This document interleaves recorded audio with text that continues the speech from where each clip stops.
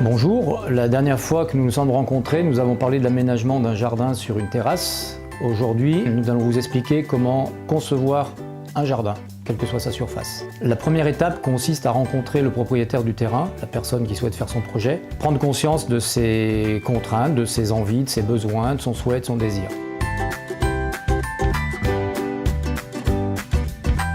L'étape suivante, pour nous, consiste à appréhender son environnement, que ce soit la parcelle, son terrain, l'espace aménagé. La partie la plus importante de notre travail consiste à concrétiser la demande des personnes qu'on rencontre et de transcrire sur le papier des mots.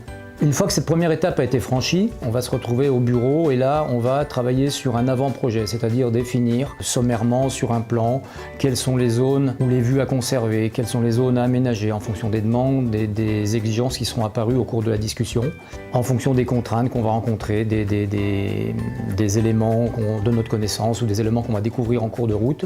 Et puis la dernière étape, si au moment où on présente le projet final à notre client, avec le chiffrage qui va avec, tout ça lui correspond, avec peut-être les derniers réglages à réaliser. L'étape finale qui va consister à réaliser le travail.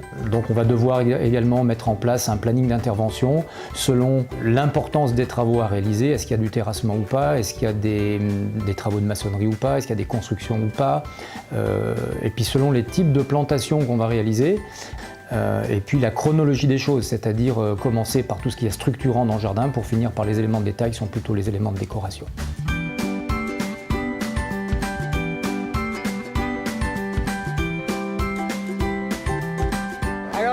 Quand on est arrivé dans la région, on ne connaissait pas du tout les entrepreneurs pour le jardin et on se disait qu'il y avait quelque chose à faire sur ce terrain qui est extrêmement difficile d'accès, mais dont on veut absolument faire quelque chose parce que nous avons une famille assez grande, des petits-enfants et notre bonheur, c'était de pouvoir les lâcher, si je puis dire, dans le terrain sans craindre qu'il n'arrive d'accident et puis qu'ils puissent enfin s'y amuser.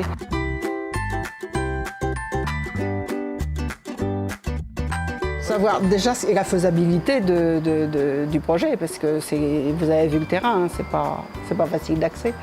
Ah bien, on est très content de ce qui est fait, déjà voir ces magnifiques arbres. C'est une première étape. Ensuite, bien, on a les plans sur lesquels on est en train de travailler, voir ce qui... Voilà. Alors maintenant, on est habitué au chalet, on l'aime, on y a fait beaucoup de travaux. Et je pense que... Et les petits-enfants aussi. Oui, et les petits-enfants, ils sont très attachés.